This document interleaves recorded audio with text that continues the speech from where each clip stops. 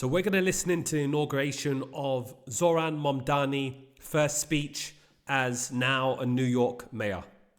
As resolutely alongside those who did not. I know there are some who view this administration with distrust or disdain, or who see politics as permanently broken. And while only action can change minds, I promise you this: if you are a New Yorker, I am your mayor. And most of all, thank you to the people of New York. A moment like this comes rarely. Seldom do we hold such an opportunity to transform and reinvent.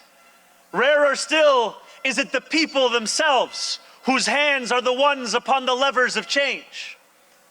And yet we know that too often in our past, moments of great possibility have been promptly surrendered to small imagination and smaller ambition. What was promised was never pursued. What could have changed remained the same.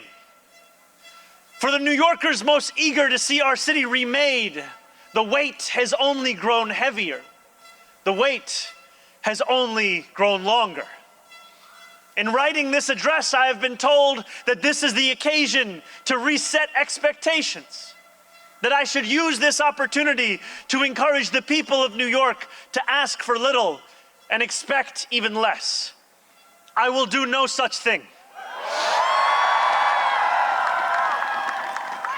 The only expectation I seek to reset is that of small expectations. Beginning today, we will govern expansively and audaciously.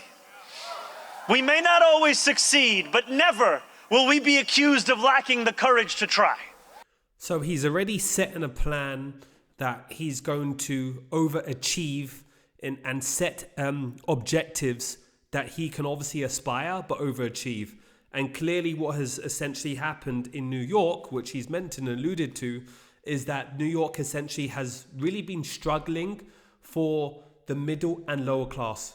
So essentially he wants to really focus on the affordability, the cost of living aspect, looking at the whole government role and culture, as he really spoke about, the broad vision for like public services, the economic, and democratic equity. So he's really just leaning into those policies that he's really been doubling down on over the last couple of years. And now we're seeing it come to head. To those who insist that the era of big government is over, hear me when I say this. No longer will City Hall hesitate to use its power to improve New Yorkers' lives. For too long, we have turned to the private sector for greatness while accepting mediocrity from those who serve the public.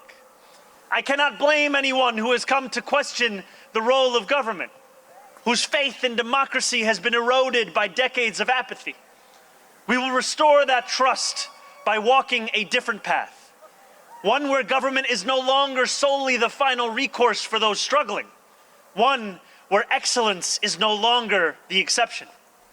So he's really doubling down and just showing to people that the ultimate aim is to essentially transform the city hall from like the no thesis or theory to the how, yes? So more focusing on problem solving rather than excuses. And this unfortunately tends to happen within Congress, within the Senate, politicians. Everything is just the excuses of why things are not being done. But the people want action. They want changes and actionable changes to take place, that they can actually see things within their environment, and that could be able to improve their livelihoods.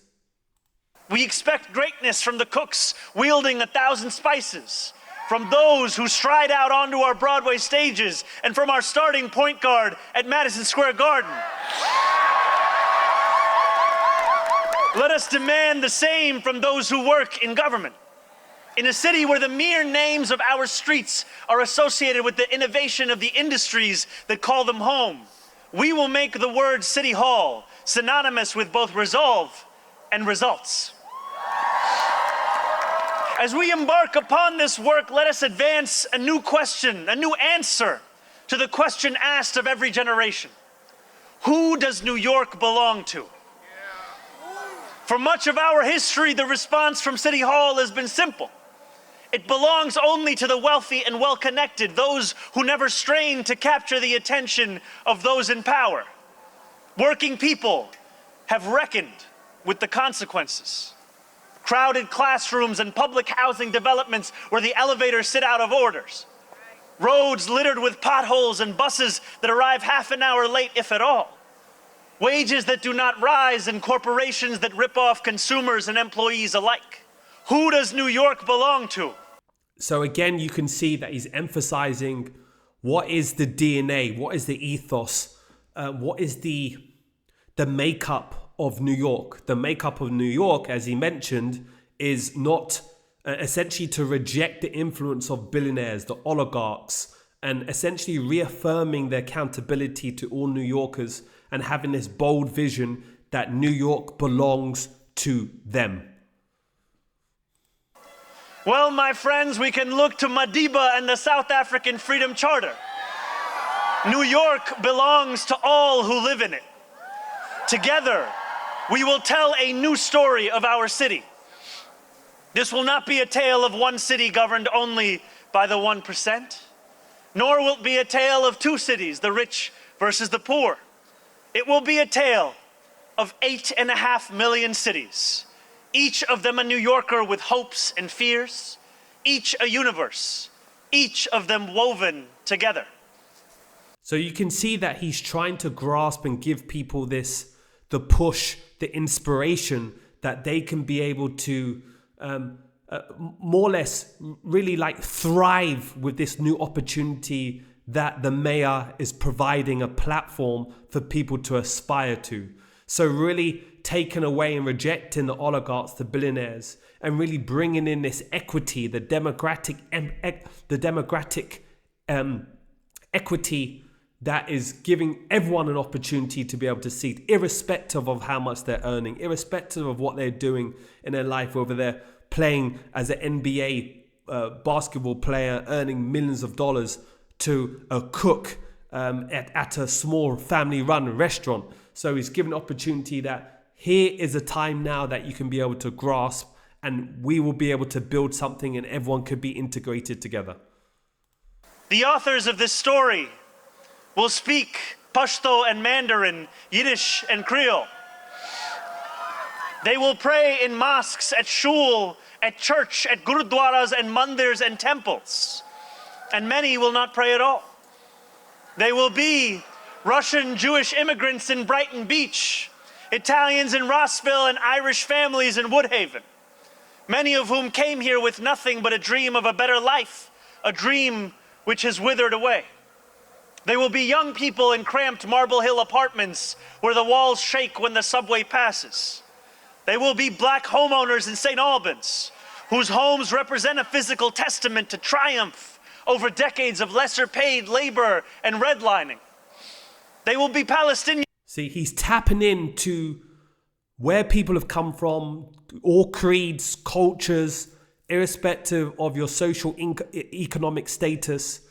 It's tapping into the ideology that doesn't matter who you are, where you're from, when you came to this country, whether you're born here, that now is the time for you to be able to step up and to participate in the reborn, right? The new growth of New York. So obviously he continues to go on, but essentially really he covers quite a lot. Very interesting to see. He's now already implemented a few legislations. So we're going to monitor to see this growth. There's been a lot of people from the right that has literally just extinguished his, not even support, but his mission as a non-starter, and also that he's essentially going to fail. And for New York, basically is totally going to collapse. That there's going to be a massive exodus of multimillionaires, billionaires, and we have yet to see that in those stats. So there's a lot of this fear mongering to get people to make these decisions. But one thing I can tell you, that when you can put someone in place that's not just going to look after the top 1%, that's going to look after everyone, you're going to see a phenomenal growth and future for New York City. So please like and subscribe. I'll be giving a lot more replies about things related to money, things related to savings, budgets, things, affordability, things that's going to obviously have a important impact in your life.